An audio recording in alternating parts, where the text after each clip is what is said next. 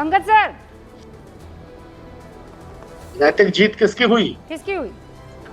नैतिक जीत विपक्ष की हुई।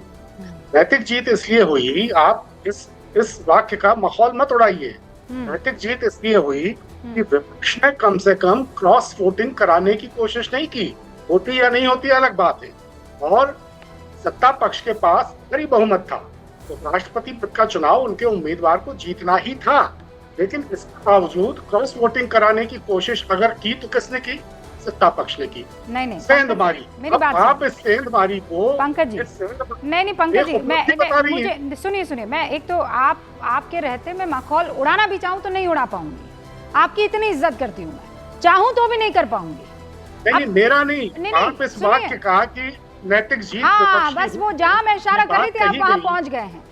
मैं एक बहुत सिंपल सा सवाल पूछ रही हूँ। आप लोगों ने याद है 2024 लोकसभा चुनाव के जब रिजल्ट आए थे, आपने कहा ये सब बैसाखी पर हैं, ये टीडीपी और जेडीयू ऐसे सेकंडों में औकात दिखा देंगे भारतीय जनता पार्टी को। मैंने सुना है अपने कानों से सर ये बात। और इस बार आपने कहा था ये तो मोदी जो हैं ये इतना भाई साहब जिसे कहते हैं सब पर डोमिनेट करते हैं कि जैसे ही मौका मिलेगा फौरन ये उस चंगुल से निकल जाएंगे। सर ना टीडीपी निकला ना जेडीयू निकली, चंगुल से एक सांसद तक नहीं निकल पाए। मतलब सोचिए, जिसकी तरफ आप लोग बार बार इशारा करते हैं, कांग्रेस के अध्यक्ष हाथ पकड़ पकड़ के जिनको ले भी जा रहे थे, वो भी सर जो हैं टिके रहे जहां पर पार्टी की लाइन और लेंथ थी। कौन गया इधर से उधर? आप बताएंगे, इंडिया गठबंधन के साथी बताएंगे। क्यों ये कितने मिलने थे सर? इसको वोट मिलने थे लगभग 440 के आसपास, और पा कितने जाते हैं सर? 452। कैसे पा जाते हैं ये लोग? 12 वोट ज्यादा मिले, वो सेंधमारी है ना। तो आप इस सेंधमारी को एक उपलब्धि के तौर पर पेश करना चाहती है तो करिए। भारतीय जनता पार्टी इसको एक उपलब्धि के तौर पर पेश करना चाहती है तो करे। लेकिन देखिए उपराष्ट्रपति के इस चुनाव में हुआ क्या। नरेंद्र भाई मोदी के लश्करियों ने शुरू से क्या हल्ला मचाना शुरू किया कि पी सुदर्शन रेड्डी को उपराष्ट्रपति पद का उम्मीदवार बनाकर कांग्रेस ने, विपक्ष ने न्यायपालिका की स्वतंत्रता पर, उसकी स्वायत्तता पर हमला किया है। गजब का कुतर्क चल रहा था। अरे रेड्डी साहब तो 14 साल पहले सुप्रीम कोर्ट के जज की जिम्मेदारी से रिटायर हो चुके। जब आपने सुप्रीम कोर्ट के एक चीफ जस्टिस को सेवानिवृत्त होने के महज 4 महीने के भीतर राज्यसभा में नामजद कर दिया था, क्या न्यायपालिका की स्वतंत्रता को सुदृढ़ बनाने के लिए ऐसा किया था? तो मालूम है ना कि एक वकील साहिबा भारतीय जनता पार्टी की प्रवक्ता थी महाराष्ट्र में, आज वो हाई कोर्ट की जज हैं। तो उनको जज बनाने से न्यायपालिका के नैतिक मूल्य मजबूत हो गए। नहीं पर सर ये तो फिर उस लिहाज से कुतर्क हो जाएगा ना कि भाई न्यायपालिका के एक सबसे बड़े चेहरे को राज्यसभा का सदस्य बना दिया गया था कि नहीं बना दिया गया था? पंकज जी, इतिहास के पन्ने पलटे जाएंगे तो फिर मैं यही कह रहा हूँ कि विपक्ष के उपराष्ट्रपति फिर उसके बाद राज्यसभा के बाद वापस से जज भी बना दिया गया, वापस जुडिशरी में भी लाया गया। सर मतलब ऐसा तो मैंने कभी नहीं सुना ना देखा। ये सिर्फ तभी हुआ जब कांग्रेस सत्ता में थी कि पहले उनसे कहा इस्तीफा दिलवा दीजिए, फिर राज्यसभा पहुंचाएंगे, फिर राज्यसभा में काम हो जाएगा, फिर उनको वापस जुडिशरी में ले जाएंगे। ऐसा कहीं देखा आपने पंकज जी? बताइए। अरे रूपिका जी, आपने ऐसा कहीं देखा कि हाई कोर्ट के एक जज साहब को, जो उसी हाई कोर्ट में वकालत करते थे, उसी हाई कोर्ट में जज बन गए, फिर उन्होंने उस राज्य की सरकार के खिलाफ पता नहीं क्या क्या फैसले सुनाए, और 2024 के लोकसभा चुनाव के पहले मार्च के महीने में इस्तीफा दिया।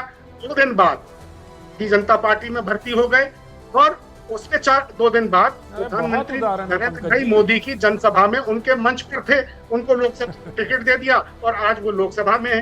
तो 4 दिन की उनकी जिंदगी में 4 दिन में 4 चांद लग गए। मैं तो बात इसकी कर रही हूँ कि आप लोग वोट चोरी कर रहे थे कि ये लोग वोट चुरा रहे हैं। सर ये लोग तो सांसद चुरा कर ले गए हैं, अनंत विजय जी, सांसद चुरा के। और जहां से शुरू हुआ था, खबरें क्या आ रही है कि महाराष्ट्र में रातों रात चीजों को बदल दिया गया, रातों रात ये कर दिया वो कर दिया ये। और सबसे बड़ी खबर यही आ रही है कि शिवसेना उद्धव वहां और शरद पवार जी के यहाँ से, हो सकता है वहां से कोई खेला हुआ। मुझे तो बस जानकारी मिल रही है सूत्रों के हवाले से। नहीं, पंकज जी के साथ फायदा ये है कि वरिष्ठ बहुत हैं, तो इनको बहुत सारी चीज़ें याद रहती है, लेकिन उसी सुविधानुसार ये भूल भी जाते हैं। जैसे अभी असम वाले जस्टिस का उदाहरण आपने हल्के से दिया तो वो दूसरे पे चले गए। अरे पंकज जी, हाई कोर्ट के बहुत सारे जज उसी में प्रैक्टिस करने वाले वकील बनते हैं। अभी भी इलाहाबाद हाई कोर्ट में बहुत सारे जजों की नियुक्ति हुई है जो वहाँ प्रैक्टिस कर रहे हैं, वकालत कर रहे हैं।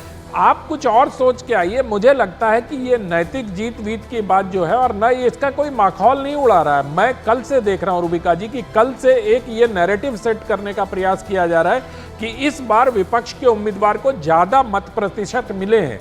और इस बात की चर्चा न सिर्फ कम्युनिकेशन हेड कर रहे हैं बल्कि बाकी लोग भी कर रहे हैं। अरे भैया ये तो देख लो कि पिछली बार बीजेपी के पास 303 सीटें थी, इस बार 240 सीटें हैं, तो मत प्रतिशत तो ऐसे ही गिरेगा। तो इसमें कौन सी नैतिकता और कौन सा अंक गणित? ये तो बड़े कमजोर गणित के विद्यार्थी इस प्रकार के फॉर्मूले को लेके आते हैं। ओके, मेरे साथ सुधांशु जी भी जुड़ चुके हैं, लेकिन उससे पहले सुधांशु जी आपके पास आऊं। विवेक श्रीवास्तव जी, क्या से क्या हो गया? नहीं, बात नैतिक अनैतिक की नहीं है। पहली चीज तो 12 वोट हमारी तरफ से अगर गए हैं और हमारे घटक दलों की तरफ से गए हैं तो मेरे ख्याल से क्या नैतिक और क्या अनैतिक, अब we should own it up. इसमें कोई दो राय नहीं है, कोई डिप्लोमेसी नहीं है। फॉल्ट हमारी है। अगर हमारी तरफ से 12 वोट गए हैं, 12 मेंबर पार्लियामेंट्स गए हैं, उन्होंने क्रॉस वोटिंग करी है और एनडीए के कैंडिडेट के फेवर में करी है, then we have failed in that and we should acknowledge it, number 1। नहीं मायूस मत होइए। अरे क्या आप इतना मायूस नहीं है, वो है ये नैतिक जीत तो हुई है ना, इतना मान लीजिए ना आप। नहीं, हमारा कैंडिडेट बेहतर था, मेरा ये मानना है। आज हमारे नए वाइस प्रेसिडेंट आ चुके हैं, तो अब ये कहना तो उचित नहीं है, लेकिन फिर भी मैं कहूंगा इलेक्शन के पहले जो हमारा चॉइस ऑफ कैंडिडेट था वो हमें लग रहा था कि वो बेहतर है, उसकी क्रेडिबिलिटी बेहतर है और परफॉर्मेंस बेहतर होती है। ऐसी आंध्र प्रदेश के वाईएसआरसीपी को भी आप साथ ना ला पाए, आंध्र प्रदेश का ही कैंडिडेट ले आने के बावजूद, और आप लोग कह रहे हैं कि इन लोगों को हरा देंगे। नहीं, अच्छी बात है। तेलंगाना की बीआरएस को नहीं ला पाए प्रभु आप। तेलंगाना में पैदाइश हुई जिस कैंडिडेट की, आप उसे नहीं ला पाए और आप कहते हैं कि इन लोगों को आप कड़ी जो है टक्कर दे देंगे।